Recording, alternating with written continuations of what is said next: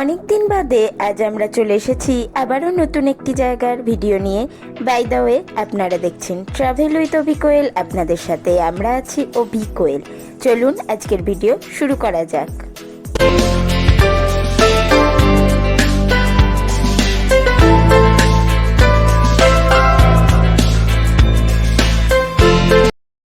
আমরা এক ছুটির দিনে চলে গিয়েছিলাম হাওড়া রেল মিউজিয়ামে।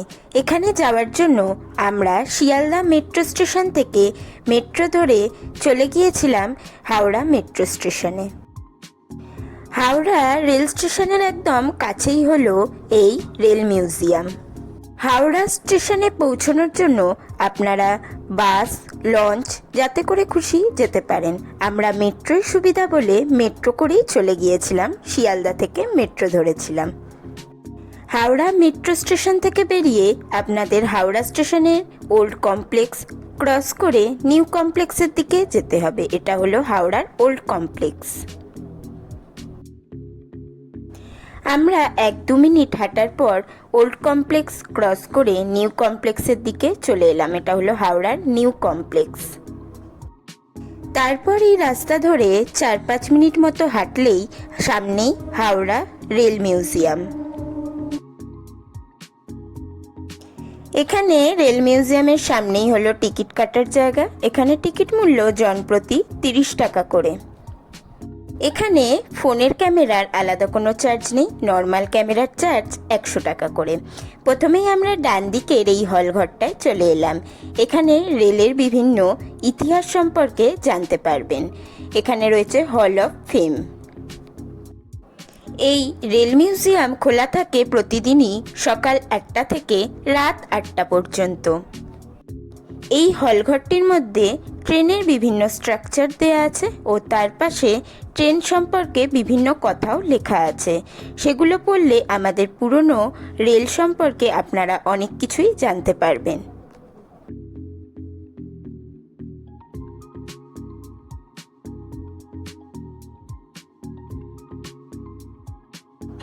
এখানে একটা পুরনো ট্রেনের বগি রাখা আছে। এই ট্রেনের বগিটা পুরো কাঠের। এটা একটা নতুন ইনফরমেশন পেলাম, আগে ট্রেনের বগি কাঠের হতো। এই ট্রেনের বগিটার সম্পর্কে এখানে কিছু কথা লেখা আছে, আপনারা সেটা পড়লে এই ট্রেনটার ইতিহাস সম্পর্কে জানতে পারবেন। এখানে আছে বিভিন্ন মডেল যেগুলো ট্রেনে ইউজ করা হয়। এটি হলো সেই ট্রেনটার বগিটার মধ্যে, যেটা দেখলেই বোঝা যাচ্ছে তখনকার দিনের একটা ট্রেন যা খুব বিলাসবহুলভাবে যাতায়াতের জন্য। একসময় এই ট্রেনটি দার্জিলিং মেল হিসাবে ইউজ করা হতো। এই ট্রেনের চাকা দেখলেও আপনারা বুঝতে পারবেন এর ন্যারো গেজ স্ট্রিম। এখানে বিভিন্ন ট্রেনের স্ট্রাকচার দেওয়া। এই একটা ভালো ইনফরমেশন পেলাম যে তখনকার দিনে ডবল ডেকার ট্রেনও হতো। এবার আশেপাশের এই পরিবেশটা একটু দেখে নিন, কি অসাধারণ দেখতে লাগছে ভেতর থেকে। এই স্ট্রাকচারটা রেলের বিভিন্ন পার্টস দিয়েই তৈরি করা। এর ভিতরে এরকম অনেক স্ট্রাকচারই দেখতে পাবেন যা সুন্দর সুন্দর স্ট্রাকচার তৈরি করা হয়েছে রেলের বিভিন্ন পার্টস দিয়ে। এখানে কত সুন্দর বাগান করা আছে, ফুল গাছ আছে, যা দেখলেই বোঝা যায় যে এটা সবসময় মেনটেন করা হয়। আর সামনেই রয়েছে ইম্পেরিয়াল কিচেন, এখানে আপনারা খাওয়া দাওয়া করে নিতে পারবেন। আর এটা হলো রেল মিউজিয়ামের ম্যাপটা। এই স্ট্রাকচারগুলোর কথাই বলছি যা বিভিন্ন রেলের পার্টস দিয়েই তৈরি করা হয়েছে। আর এই পাশে আরও অনেক কিছু দেখার আছে। এখানে বিভিন্ন পার্টসগুলো দেয়া আছে, তার পাশে নাম লেখা আছে। আপনারা ঘুরতে ঘুরতে সেগুলোও দেখে নিতে পারবেন। এখানে রয়েছে ই ক্লাস হুইল, তারপরেই রয়েছে স্পোক হুইল, এনজি স্টিম লোকোমোটিভ হুইল।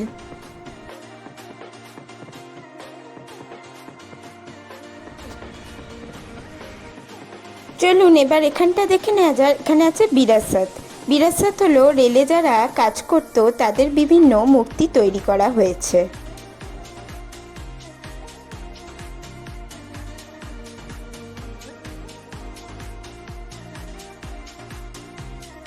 সামনেই আছে একটা স্টিম ইঞ্জিনের স্ট্রাকচার, এটা দেখেই মনে হচ্ছে একটা স্টিম ইঞ্জিনের স্ট্রাকচারই হবে। আর এই চাকাগুলো একটু দেখে নিই। আর সামনে আছে রেলের বিভিন্ন স্মৃতি, বিভিন্ন চিঠিপত্র এইসবের ছবি একটা করে এখানে দেওয়া আছে।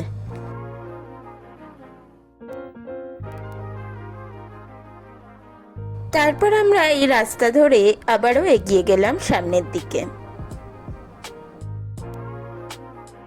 এই সামনেই একটা মনুমেন্ট টাইপসের করা আছে, এর গায়ে বিভিন্ন রেলের স্মৃতি সম্পর্কে লেখা আছে। সেগুলো পড়লে আপনারা রেল সম্পর্কে আরও অনেক কিছু তথ্য পেয়ে যাবেন। আবার চলুন এই সামনে আর একটা ঘর টাইপের কি করা আছে, তার ভিতরে কি আছে সেটা দেখে আসি। এখানেও রেলের বিভিন্ন স্ট্রাকচার করা আছে, ভেতরের লেখাগুলো পড়লেই আপনারা বুঝতে পারবেন। সব ক্যামেরায় সেভাবে দেখানো সম্ভব না, এখানে এলেই আপনারা বুঝতে পারবেন এখানে কি কি আছে। এখানে এলে আপনারা পুরনো রেলের অনেক তথ্যই পাবেন। যারা রেল সম্পর্কে একটু ইন্টারেস্টেড তারা এলে তাদের এই জায়গাটা ভীষণই ভালো লাগবে। এখানে ইস্ট পাকিস্তান রেলওয়ের একটা বগি, একটা ইঞ্জিন রাখা আছে। এটি নাকি ইন্দো পাকিস্তানের যুদ্ধের সময় এখানে এসেছিল, তারপর এটা যাত্রীবাহী ট্রেন হিসাবে ইউজ করা হতো। এটা এখনকার দিনের ইলেকট্রনিক্স ট্রেন, আর এই ট্রেনগুলো তখনকার দিনের স্টিম ইঞ্জিনে চলতো, যা কয়লা দিয়ে চালানো হতো। এখানকার বেশিরভাগই পুরনো ট্রেন দেখলাম কয়লার দ্বারা চালিত হতো। আগে কয়লার দ্বারাই ট্রেন চলতো, তারপর অনেক পরে আসে ইলেকট্রনিক্স ট্রেন। এই আর একটা ট্রেনের বগি পুরো বাসের মতো দেখতে। এবার এটা দেখে নিন, এটাই হলো প্রথম বিদ্যুৎ চালিত ট্রেন যা চিত্তরঞ্জন লোকোমোটিভে তৈরি করা হয়েছিল।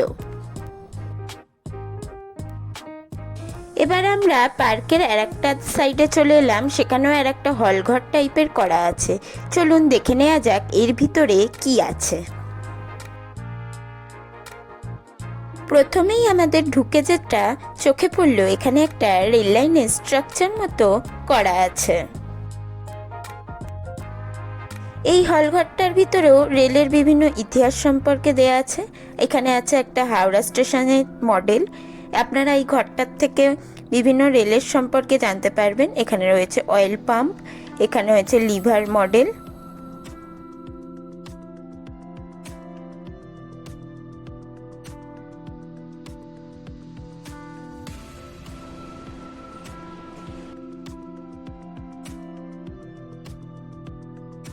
ও আপনাদের জানিয়ে রাখি, এখানে কিন্তু একটা টয় ট্রেনও আছে। আমরা বাইরে বেরিয়ে এসে একটু টয় ট্রেনে চললাম। টয় ট্রেনের টাইমিং দুপুর 2:30 থেকে। খুব সকালে এলে এখানে টয় ট্রেন চলে না। টয় ট্রেনের ভাড়া 30 টাকা করে জনপ্রতি। আমরা সামনের যে হলঘরটার ভিতর ঢুকলাম তার সামনেই এর টিকিট কাউন্টার। এখান থেকেই আপনারা 30 টাকার টিকিট কেটে চড়ে নিতে পারেন এই টয় ট্রেনটিতে।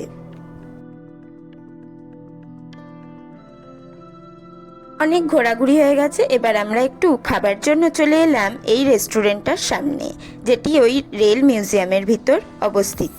প্রথমেই দেখিয়েছিলাম এই রেল মিউজিয়ামের মধ্যে এই রেস্টুরেন্টটি একটা ট্রেনের বগিকেই রেস্টুরেন্টের মতো করে সাজানো হয়েছে।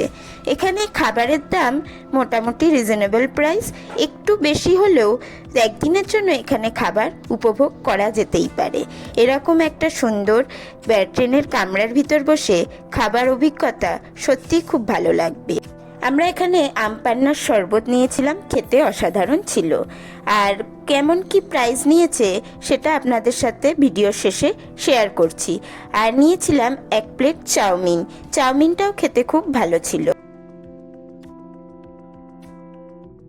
আমাদের খাবারের প্রাইস কেমন ছিল সেটা আপনাদের সাথে শেয়ার করলাম, আপনারা পজ করে দেখে নিতে পারেন। আজকের ভিডিও এখানেই শেষ করছি, পরবর্তী ভিডিওয়ে আবার আপনাদের সাথে দেখা হচ্ছে। টাটা। আপনারা দেখছিলেন ট্রাভেল উইথ অভি কোয়েল, আপনাদের সাথে আমরা ছিলাম অভি কোয়েল।